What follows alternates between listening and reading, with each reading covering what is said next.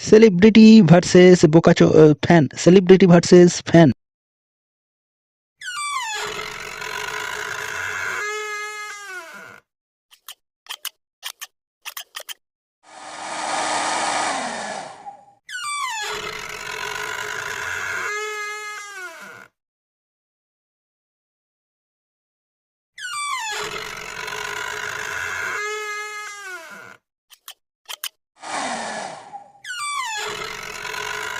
চুলটা স্টাইলিশ ভাবে কেটে দিল, টাকা নেওয়ার তো দূরের কথা, হাতে একটি টাকার বান্ডিল ধরিয়ে দিল। বাহ, সেলিব্রিটি হয় মজাই আলাদা।